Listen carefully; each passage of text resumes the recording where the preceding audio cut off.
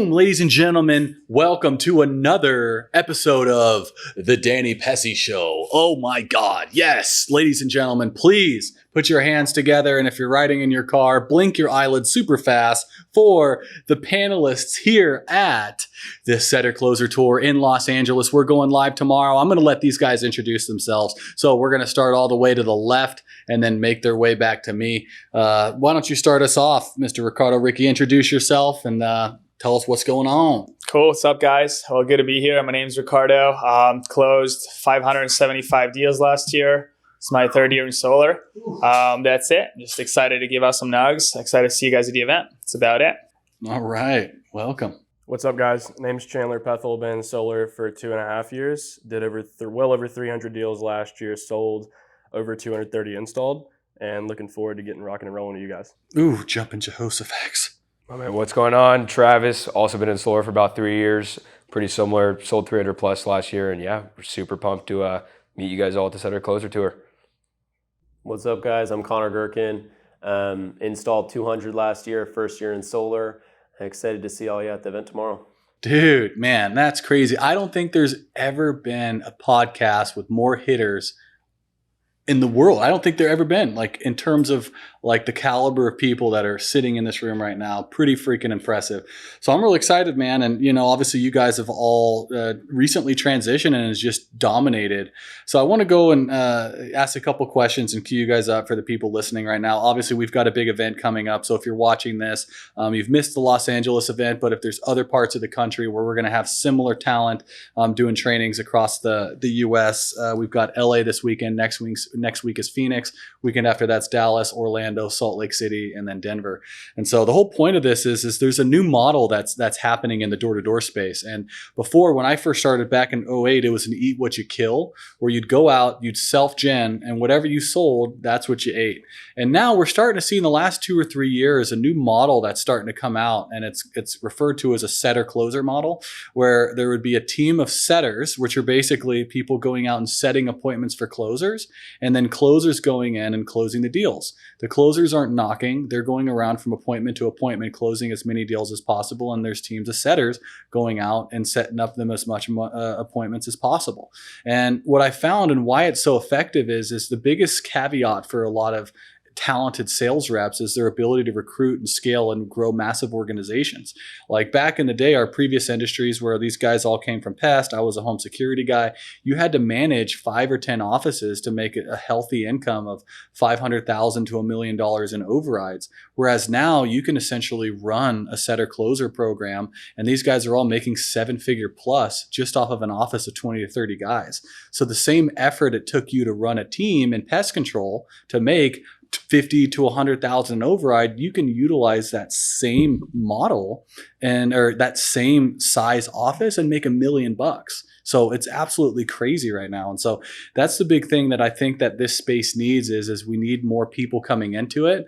And the barriers to entry are a lot lower when you have setters that all they have to do is set a deal. They don't need to know how about selling solar. They don't need to know about roofs. They don't need to know about, production, none of that. All they need to do is find out how to get a bill and stay motivated. And what that's going to do is that's going to put this industry in a position where it can drastically expand, because before, most people can't handle knocking doors and closing the deals. And so that's why it was such a high turnover rate. I think by having a dialed in setter closer program, setters are making just as much money as closers, and they can specialize on their strengths, which is going out there and just getting bills and setting up appointments. And when you start looking at that way, a guy that's running a team of 20, 30 people can go out and make a couple $1 million. I know Connor's doing that right now. He first transitioned into solar. That's what I want to hear from, your standpoint, Connor. You've been dominating up in the Fresno area, by far the top performer in that market, and you run a setter closer model, right? Why don't you tell me a little bit about that? So when I started doing a setter closer model, it was literally me and 4 of my buddies setting for me. And that's actually when I made the most money. Like last summer, I had 4 to 6 setters for the summer, did 200 installs in like 5 months with those guys. And then after that, I started scaling the dealer and kind of pulled back on the closing portion of it. But yeah, made 7 figures with like 5 reps. Dude, Insane. And so if you're watching this right now, guys, like, you know, if you're not a great recruiter, that's fine. But if you had just 5 people that you had to focus on, you can make 7 figures. And so you're sitting here listening to guys doing that. Never before in the door-to-door space could you do it. I mean, dude, I remember my second year managing, I recruited 5 guys and I made probably 5-10 grand in override. Yeah. And dude, so what was some of the keys that you kept them happy staying as setters rather than transitioning them into closers? First things first, you have to set up like a setter pay scale that actually makes sense. The setters need to be able to actually earn quite a bit of money. These, companies that are doing 200 a kilowatt for their setters with no way to really earn more as a setter, that's never going to keep a setter happy long term. They're going to be trying to become a self-genner and a closer as quickly as possible, even when it's not actually the best thing for them. Like, a lot of these reps should not be closing deals, a month into solar. That's just like the truth. So if you can get like a pay scale that's set up where these setters can actually make serious money, like I had 3 setters last summer out of those like 4 or 5 that made 6 figures just setting deals in 3-4 months in the summer. So you need to set up a pay scale that can actually get them paid, and you need to be doing a good job on the closing aspect, unloading the clip every single time, making sure you're actually pulling out all the stops on every deal. I think where it's breaking down for a lot of these setter closer models is the setters think they could do the job better than the closers doing it, and the closers don't like the appointments that the setters are setting, and then it kind of turns into like everyone wanting to self-gen. So you have to set the standard for good appointments, make sure you're actually doing a good job on the closing aspect, and then you should be edifying the setters. The setters are the lifeblood of the organization. There should be no incentives for the closers.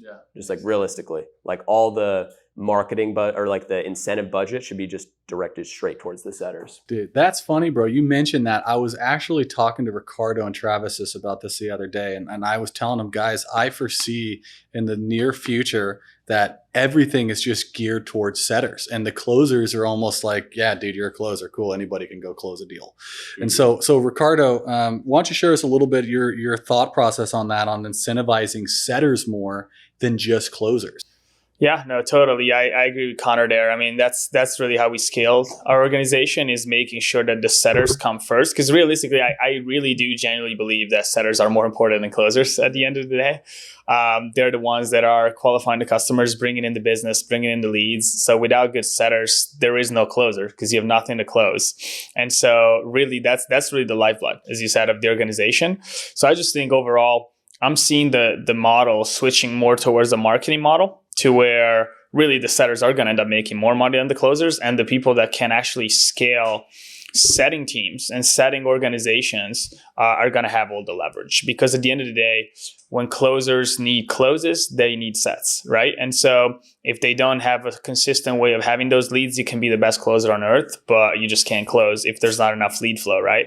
And so the guys that can set at a high volume, and they can actually set up organizations to set at a high volume, they will have all the leverage. And I see it getting to a point to where literally the setters and the setter managers are going to make more money per deal than the closers, because they're basically providing a teed up appointment.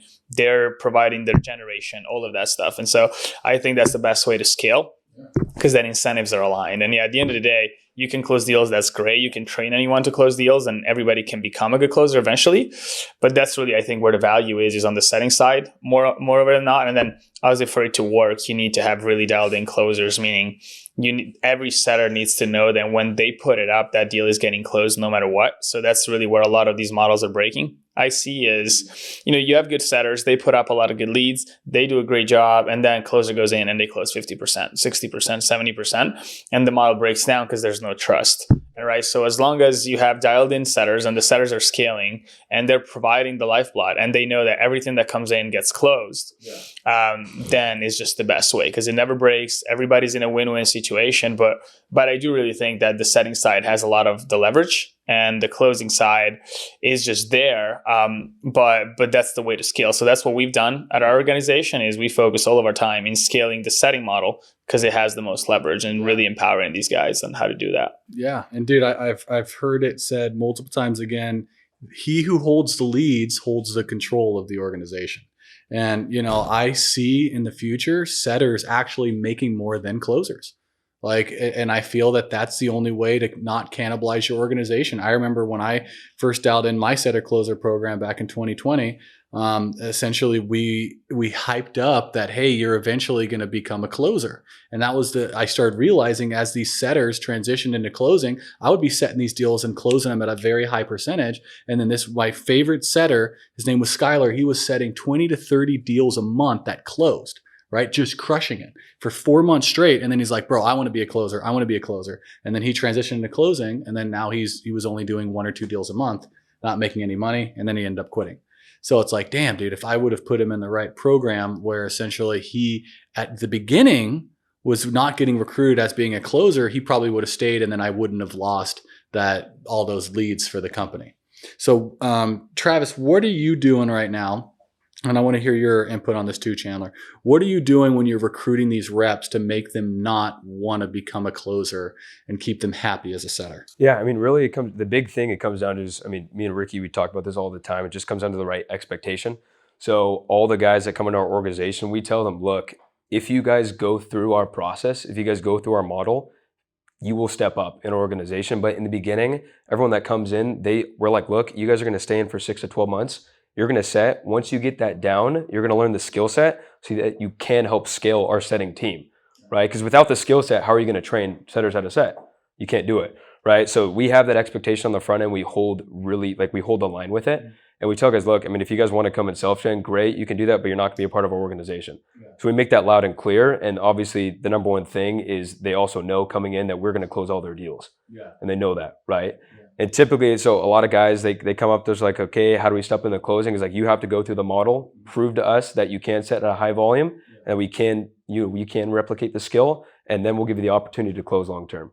But it all comes down to the right expectations. Yeah, and set right off the bat, because that's the biggest thing as leaders is people are afraid to set boundaries because we feel that reps will take that the wrong way, and if we're too harsh with them, they're like, "Oh, dude, screw it." And what I found is over the years, the harder that you set that boundary, the more they respect you.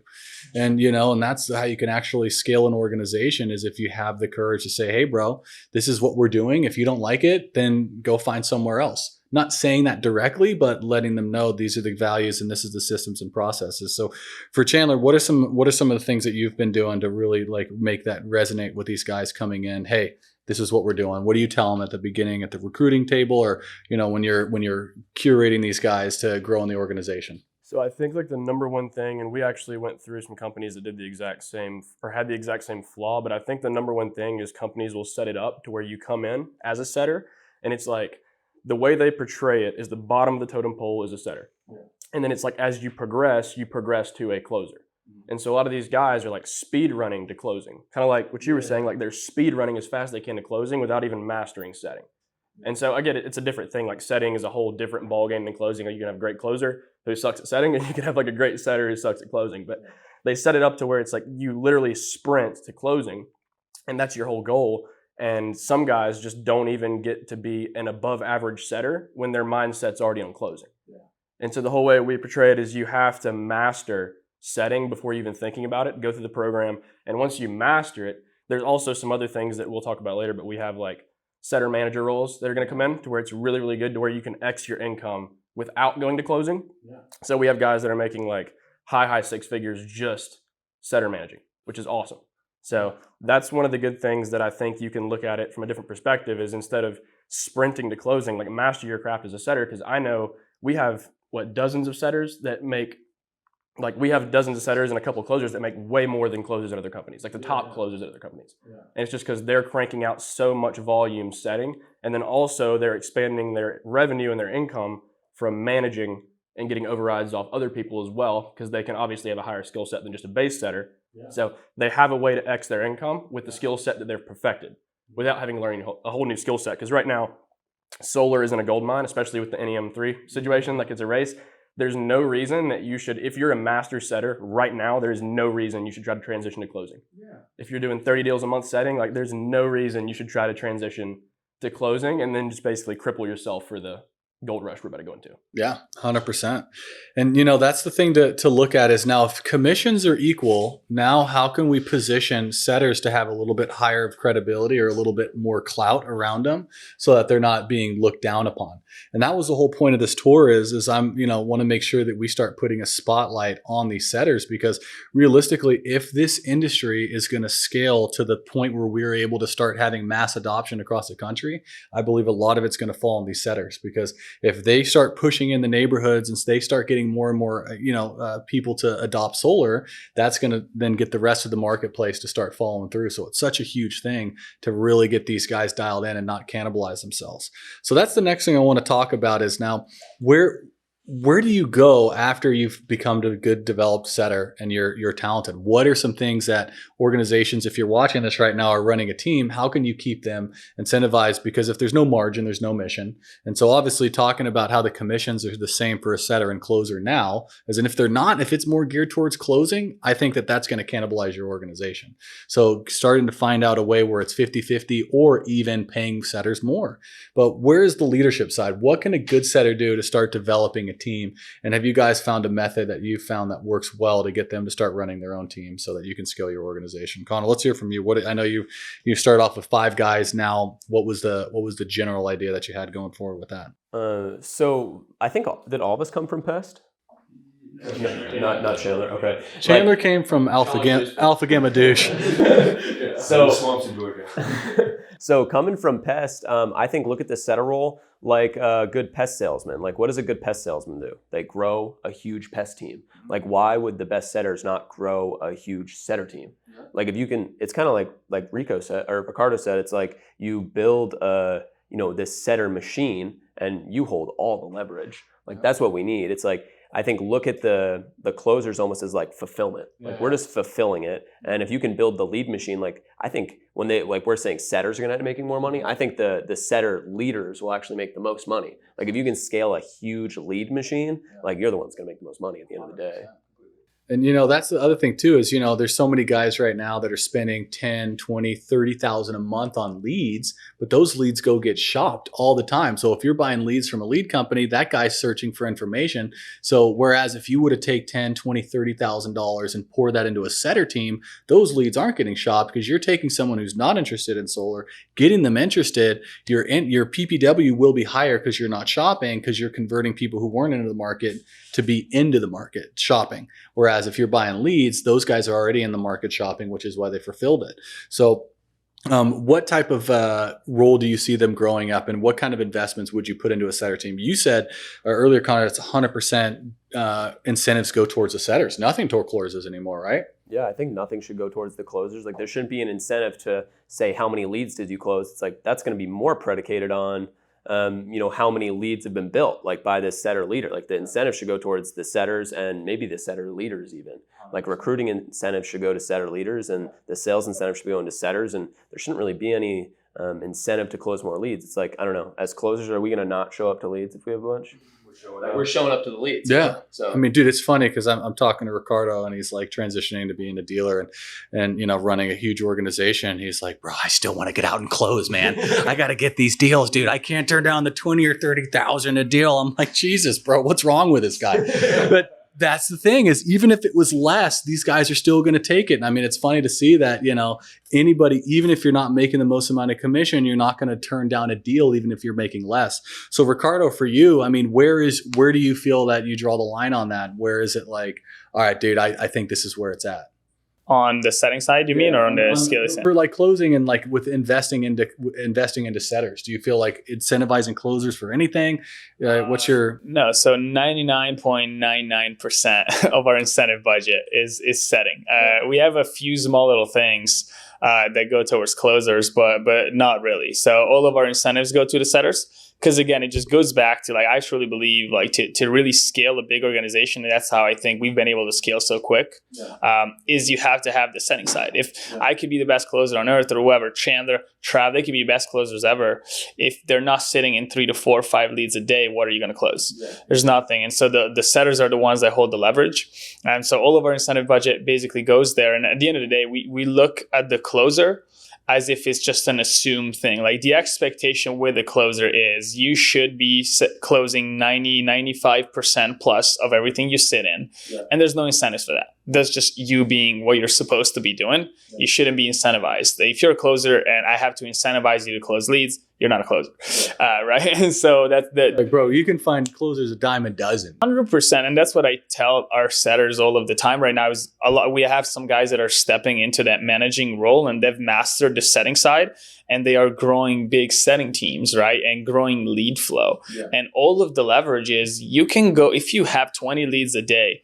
There are closers that are going to close them, and you have the leverage. And if a setter manager that's generating, 20 or 30 leads a day within their team decided, I want to make 70% and I want to make this override and I'm going to pay a closer $1,500 to close them, there's probably some closer out there that will take the deal, right? And so all of the leverage, it goes back to marketing and sales. And when we talk about online leads and guys buying online leads, right? Who has the leverage? The online lead company has the leverage. And so it's just the guys that are providing the leads are the ones that are controlling it. Yeah, love it. Chandler, what's your take on that? So as to what Ricardo was saying, I do believe that the setters do control the entire value of an organization because, again, if you can have the best closers in the world, but if you have no leads, you have nothing to go to. Yeah. So I think as to the setter manager role, that's the big step up for people. Like that's the next step they should look into doing is, again, taking the step back from the sprint to closing. Mm-hmm.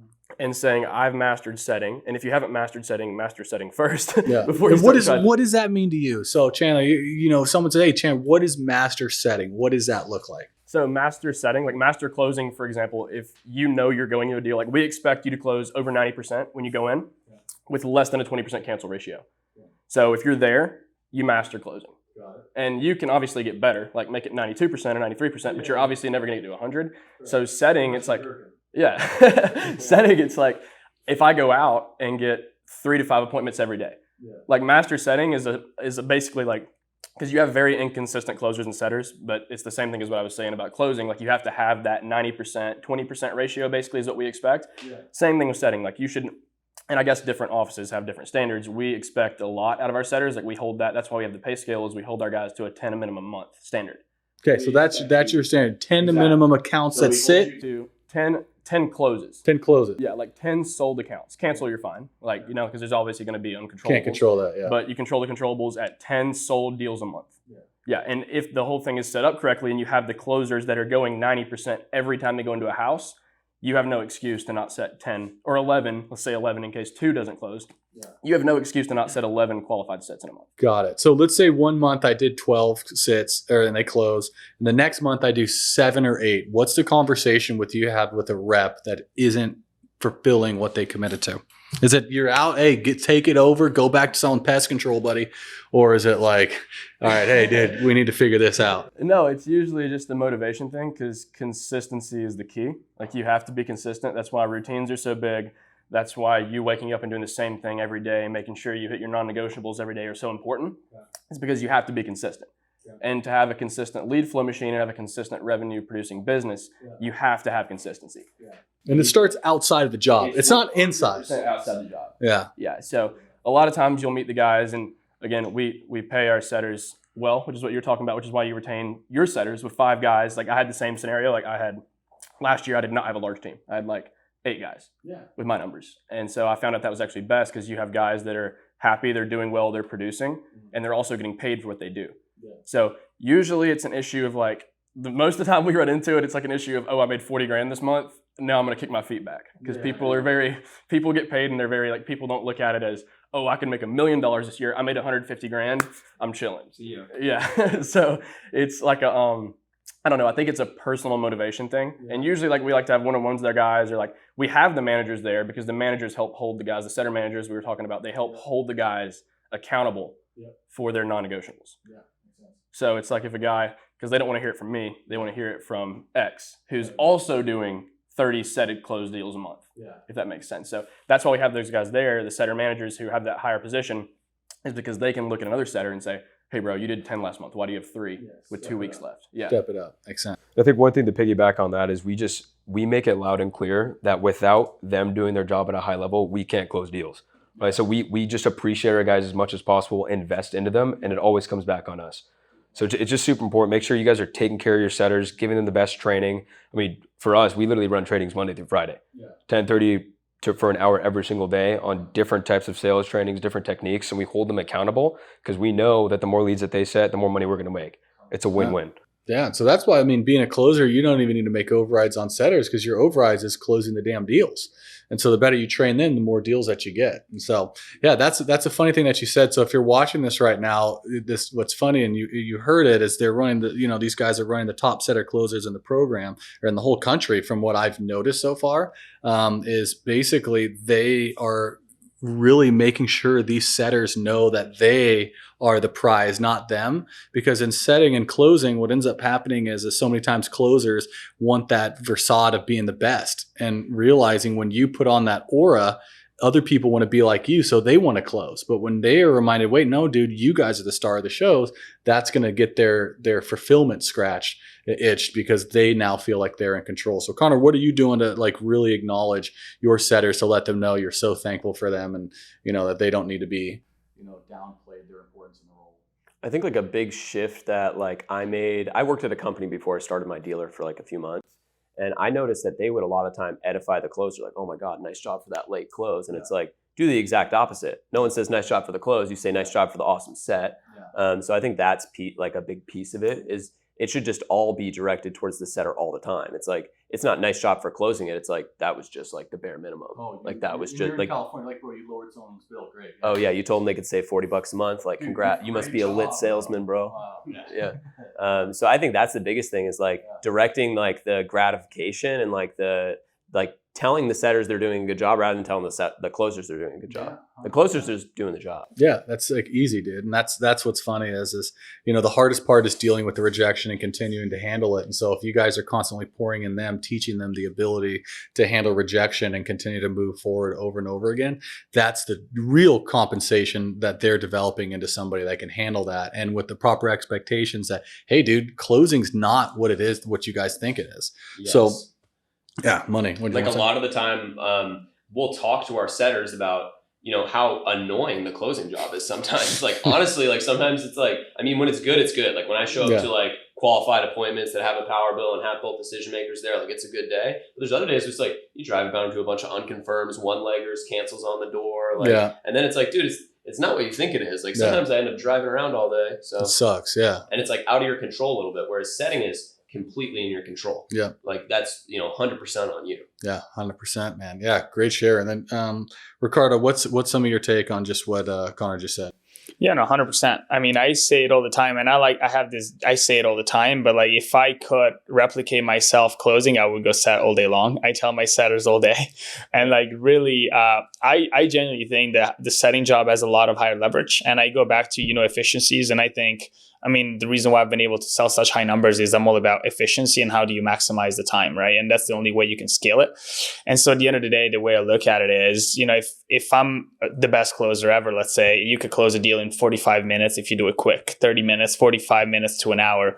If it takes me on average an hour to set a deal, but if I was a great setter, I could set 4 5:00 appointments at the same time, have 4 different closers closing my deal at the same exact hour. You can replicate yourself so much quicker. Yeah. And so I think overall, the efficiency of the job is all on the setting side. It's just about being good at it, right? Because if I'm a closer, I have to go close a deal. And then I have to deal with all of the back-end work. I have assistants I have to deal with to make sure the job actually gets fulfilled. Follow up to make sure that everything is going in. And you're wasting a lot of time in just a non-revenue generating activity because you're closing and then everything else is no revenue, right? Yeah. If I'm a setter and all I have to worry about is get the lead, that is my revenue. And that is all I ever have to worry about.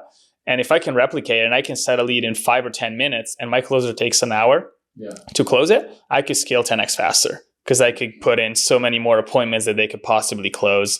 And so I always say that is like, if I could have 3 people closing deals, how I close my deals, I would set all day for them, all day long, because I would make more money. And I would scale 2 to 3 appointments an hour for the whole freaking day. And you can have them scaled the whole time, and it's just so much more scalable. Love it, man.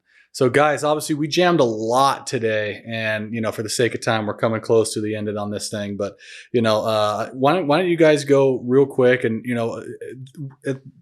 this job obviously is tough for a lot of different reasons, but there's a big thing that is coming up in California. And where do you see this happening with NEM 3.0 and the future of California solar? I'd like to hear from each one of you guys. We'll start off with Connor and then go around. What do you think the future of solar is with NEM 3.0? Have you looked into it enough, or are you like, hey, we'll figure it out when we get there?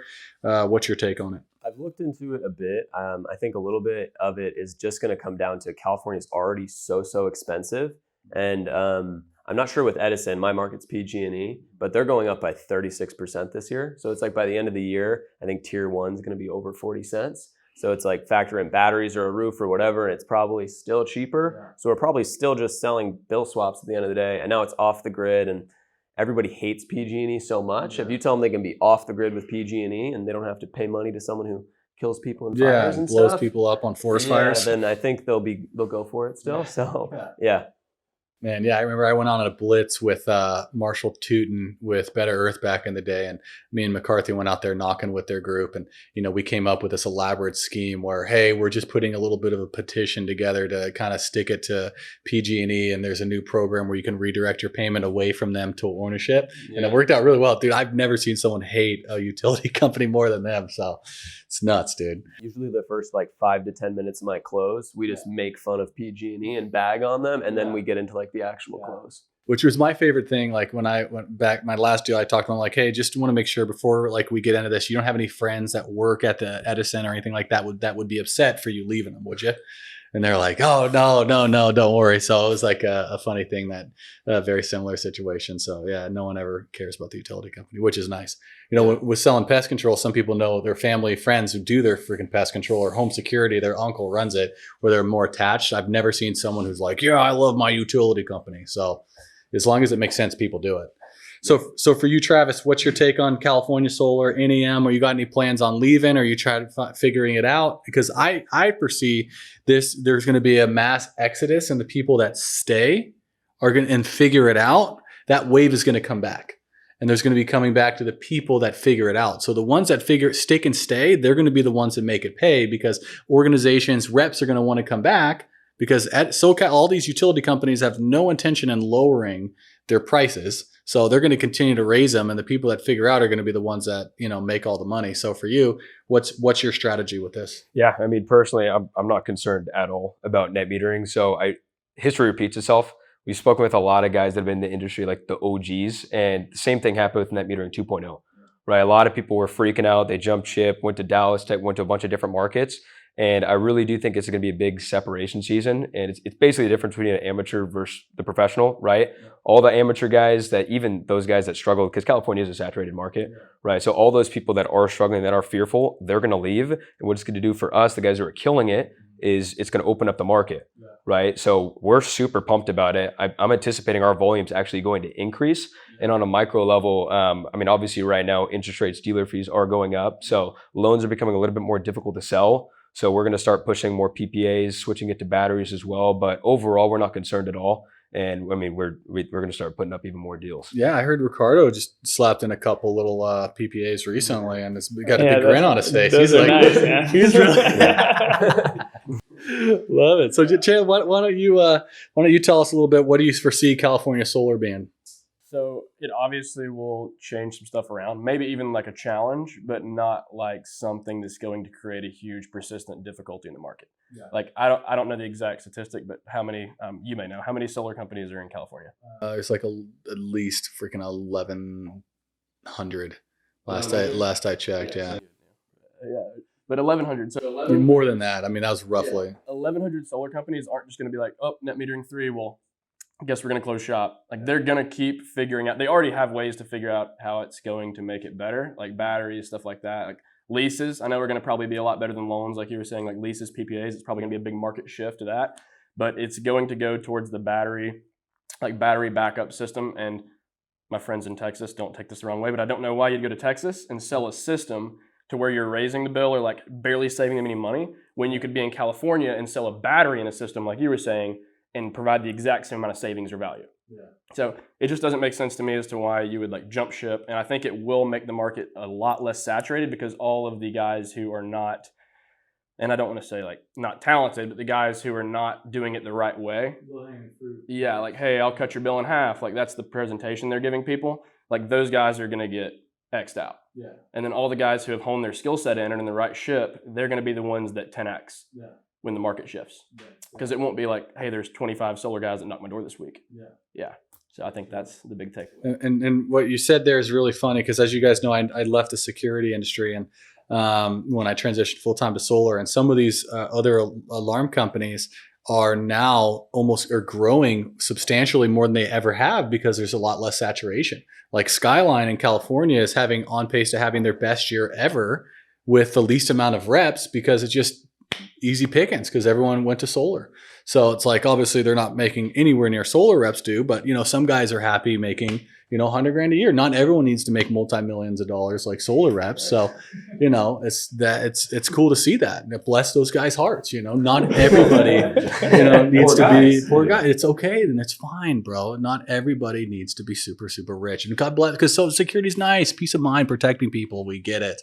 So so for you, man, what do you see foreseeable changes in California future solar? I'm kind of on the same page. I'm not concerned at all. I've talked to people about it. Obviously, I've talked to our installers and figuring out ways to do it. Obviously, there's solutions there. There's big players in the market.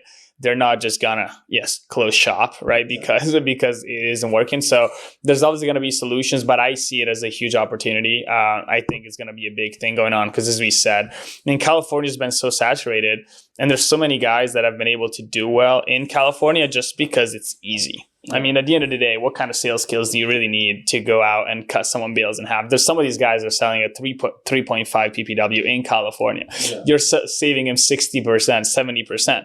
It's zero skill, right? So I think a lot of those guys are in trouble, right? The guys that relied on that. But fortunately, we've structured our closing and our training to not rely on that. And so I think it's really just going to be a big separation season to where the guys that are ready and have structured it right are going to be able to actually take over the market overall and just expand. The guys that didn't, then they'll have issues. So I think it's a big thing for us. Yeah, that's funny you say that. Is the people that I've found that are the ones dropping their PPW like crazy, just doing whatever they can, saving 60%.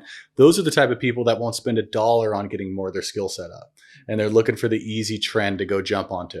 And it's like, all right, well, now it's the hookah bar. All right, well, the hookah thing is dying out. Let's go open up a vape shop. Now let's go open up an acai bowl place. Hey, let's now open up a cookie thing. They're always chasing these fads. And so instead of just chasing the skill set to get better, because at the end of the day, fads come and go. But if you have a skill set where you're a badass, you can sell anything. And so what would you tell people right now that are watching this, that are debating on buying a ticket or investing in a coaching program, mine, anybody else's? There's some amazing platforms out there. But what would you tell somebody right now in terms of investing in themselves to get the skill set up and not just chasing the easy dollar by dropping your pants and cutting people's bills on half by 50 or 60%? Because correct me if I'm wrong, but none of you guys are going in there and dropping your pants like super low PPWs and trying to cut people's bills in half, right? No, to piggyback on what Ricky was saying, all these guys, right, like the amateur guys, they're selling on savings. Yeah. We don't sell on any savings. Yeah. Everything we're selling is on value. It's on equity. It's on having a fixed rate. It's on using more power. Yeah. Right. Which is in fact what people want. Right. It's all about how you frame the. Correct. And it bugs me because people are like, oh, well, you charge so much. It's like, well, no, guys. The utility company has been charging almost double what we've been charging for years. And if you really have a problem with that, you need to look at yourself and why aren't you increasing your skill set so that you can demand a higher payment for what you're charging clients? And it's like, if you had the skills, then you'd be able to do that and the customer would actually be happy. There's no unethical PPW you could sell somebody and walk away with it and be like, damn, I screwed that guy, because the utility company is doing it every single month. And so instead of like getting mad at people charging fair prices, that's not even the point of solar. Like, I'm a firm believer that the savings is just happens to be something cool that they get. You're hedging against inflation. And at a price match right now, even $5 to $10 more, in 5 years from now, they're going to be jumping for joy. And it's like, that's the big thing people need to look at. And so that's why you need to have those increase in skills. And so for you, Chandler, what would you tell people right now if they're watching this and they're like, shoot, man, I just dropped my pants on these things. I need to get better. What can they do to improve their? So I was actually about to tell you that I had one more thing to say. So from a setter to closer perspective with net metering 3, I will say this, for closers, it's going to get more difficult. Like for sure, I think we can all agree. For setters, it's not. If anything, it's going to get easier because your market is A, about to get less saturated. B, you don't have to explain to the customer how solar works. All you have to do is get them interested.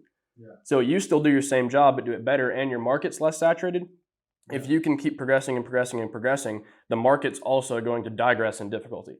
So you're basically going to flux. If you can continue to get better, the market's unsaturating and you're increasing your level of skill set, you're going to end up here, whereas opposed to everyone else was increasing with you. Now you're going at this level as opposed to a same skill set, like same market saturation, if that makes sense. That's what I'm basically saying, is that the market's going to get less saturated. Your difficulty isn't increasing.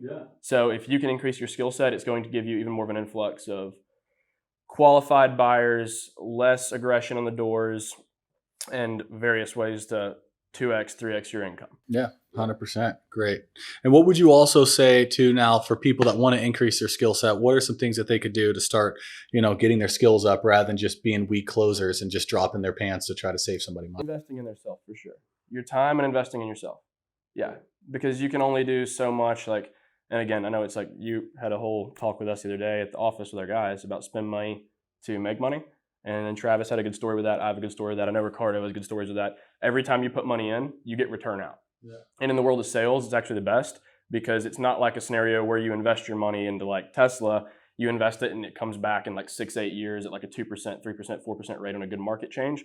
In sales, you put your money in the right spot, you see it back next week. Especially in solar when you can make tens of thousands of dollars per deal. You put $10,000 in or $1,000 in, which is your ticket cost this weekend for VIP. It's like you put in $1,000, your next deal you'll make $20,000. What is that? What return can you get on that in stocks or crypto or whatever? Yeah, 100%. And dude, it's crazy that you say that. Like, I was just talking to you earlier. The reason why I do these tours and stuff like that, bro, it's not a big money maker. I just wish when I was younger, there was a place where I could come and watch the best speak and learn. Like for $300 to $500 a ticket, and you get to learn from guys that make $1 million in a condensed area, not like a big conference, because the conferences are fun, but you don't really get a lot from those in terms of sales training content. When you're in an immersive environment where you've got 100, 200 people, you really pick up a lot of stuff that you can utilize. And that was my biggest thing is I take responsibility for training this space now. Like that's my goal in life, is to help increase younger men and women that come into this space to sell more, to come out and experience these type of events. And so, if you're not willing to spend $300 on you to come in and sit in a room with these guys, then that means you have a self-esteem issue where you don't think you're worthy enough to making more money. And you need to get that handled before you knock another door. Like you got to go get a therapist. You got to start figuring out what you're doing in your life where you don't feel worthy enough to put money on yourself. You'll go spend money on a new purse or a car to make you feel good, but you won't spend money to make yourself be good. That's a huge thing. And Travis, I want to hear about you. You said a really good line yesterday. Why don't you share a little bit what you talked about when, I think it was 2 years ago, you came to me right when you came into solar. Tell us about that. That was a really cool story. Yeah, man. So this was right after coming off of my first summer second summer in pest control. Made my first 100,000. I thought I was, on the top of the game. Thought I made a ton of money. In pest control, that is. In pest, yeah. I mean, we did pretty well. But no, it was a good summer. But then we go into these rooms with guys in solar, and I keep hearing out these numbers are making $300-400 million. And I'm like, dang, man, I got to step on my game. And I was talking to one of my mentors. He's worth tons and tons of money. And he always tells me, okay, time is your most valuable asset, right? You got to make sure you're using your time wisely. And what's the number way of doing that? It's investing in people who have already done it. They've already developed the skills and already have the result you want. Why would you not spend? And what I did was I spent $25K on Danny Pessy's course. Immediately that year made $500 million. Not 500 million, 500K that year. 500 million, not 500 million. I made 500K.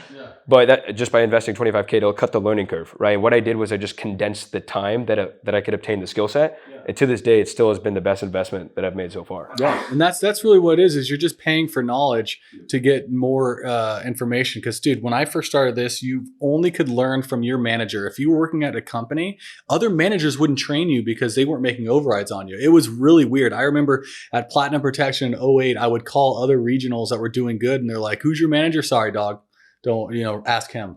And now it's like people are so more generous to help train. And that's what's so cool about these trainings. Like, bro, it's give freely. Because at the end of the day, and this is a really nice thought to know that the percentage of people in America that are getting solar, do you think it's going up or down? Oh, it's going way up. It's actually going down. Really? There's more houses being built per day than solar panels going up. Dang, that makes sense. So, guys, we have a lot of freaking work to do. And so, like, the secrets, you can get these secrets on YouTube, but it's cool that people are so willing to go out there and give freely and help this industry grow. Because at the end of the day, we can't sell all these houses. I heard someone telling me the other day, I just need 200 a year and I'm set for life. So it's like, the money's made with, the income that you produce and invest properly. I mean, solar money's great, but if you invest it properly, you'll be set for life. So the big Gurks, why don't you share us a little bit on what your take is on getting personal development? I've seen you pop up a lot in the solar space recently. Like, you've rebranded yourself into solar, you're doing good. So what's your take on personal development? Well, my first year in solar made 7 figures, and it seems pretty reproducible. Like, all of us made 7 figures here. So if these guys can get a ticket for, what is it, $1,000? $1,000 to literally hear like a blueprint on how to make $1 million a year, why would you not do that? Like, if they're making 100 grand right now doing pest control, like Travis said, 100 grand a year, it's literally costing them $900,000 a year to not come to this conference, straight up. And not just the conference, but in general, buying stuff. And I appreciate the plug, so thank you for that. But like, not paying down the ignorance tax, Yeah, basically. that's like what it said, is. It's basically like, pay 25 grand to learn how to make 500K. Yeah. Like, he paid 25 grand to learn how to make an extra 400 grand a year that year.